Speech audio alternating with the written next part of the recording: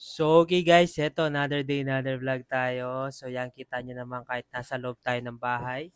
Nakasombrero Daddy Jepo nyo. Kasi nga ang haba na ng buhok ko guys. Kontik taste na lang. Malapit na magpagupit si Daddy Jepo. Nabibisi lang tayo tsaka galing tayo sa sakit. So, yung guys, for today's vlog, gusto ko lang i-share sa inyo isang tips para lumago pa yung tindahan nyo sa sari-sari. Proven and tested na to guys sa aking tindahan. Hehe. Actually, napapanood ko 'to sa mga ibang tips na sari-sari store na mas marami ng karanasan sa akin. Ito nga pala yung isang rule para hindi malugi ang iyong tindahan o kahit ano pang negosyo ito. Ito sasabihin ko na. Huwag kang magpapautang. Yan. Kasi guys, based on my experience, nung unang bukas pa lang ng tindahan ko, nung nag-start pa lang ako, nagpapautang ako kahit paunti-unti. Umaabot minsan ng 500, may 1,000. In the long, habang tumatagal, no, napansin ko lang guys, halos umabot ng 1 month o mahigit sa isang buwan, hindi sila nagbabayad. Na-observe ko din, wala akong pambili ng tinda. Alam nyo naman, dun sa mga last vlog ko, sinabi ko nga, halos pag kumikita ako ng konti nun, pinamibili ko na sobrang pagod ko. Kaya nun, ginawa ko talaga, linagay ko sa tindahan ko na hindi na ako magpapautang kahit sino pa yan. So, ito yung nagiging problema nyo, sigurado. Nahihiya kayo, di ba, na sabihin sa mga kakilala nyo o kamag-anak nyo na hindi na kayo nagpapautang. Nako guys, tanggalin nyo na yan. Huwag kayong mahihiya. Mapapakain ba kayo ng hiya sa mga walang hiyang nangungutang sa inyo?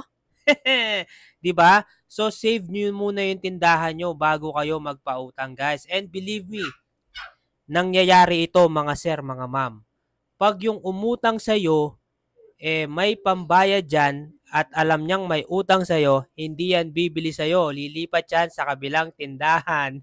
And share ko na rin guys, actually nung una yung nanay ko talaga, sabi ko hindi na ako magpapautang. Nung talagang sinabi ko talaga yun sa kanya.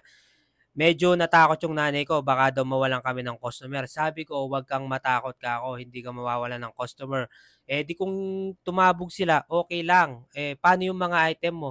Hindi mo sisira yung mga item ka ako. Anong gagawin natin? Sabi ng nanay ko. Di gamitin na lang natin kung hindi nabebenta, di ba? Yun, kung may nanguutang talaga sa'yo, huwag kang magpautang.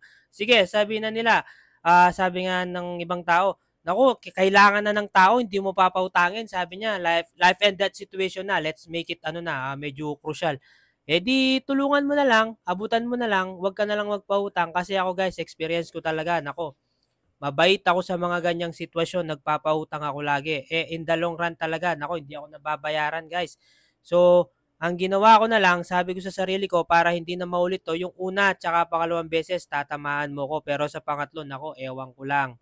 Yan. And always remember guys, may mga taong sanay talagang nangungutang, 'di ba? 'Di ba? Tama ako, 'di ba? May mga taong walang hiya guys, believe me. Huwag niyong isipin yung sasabihin ng mga ibang tao at imamarites kayo na si hindi nagpapautang, hindi nagtutulong ng ganyan. Hayaan niyo sila guys kasi mahirap na yung ikaw yung kawalan or malugi yung iyong negosyo. Mag-focus ka lang guys. And by the way guys, isa pa yun sa balang araw sasabihin ko sa inyo na don't mind them. Huwag niyong isipin yung sinasabi ng ibang tao. So ito na lang muna guys, sa susunod na vlog ko, i-explain ko sa inyo yon at paano magbe-benefit sa inyo yon. So stay tuned lang sa mga vlog ko guys. So mahaba na to. Yun lamang po. Maraming salamat. Siyempre, finger out kayo sa akin. Bye-bye. God bless you po. Huwag kang papautang.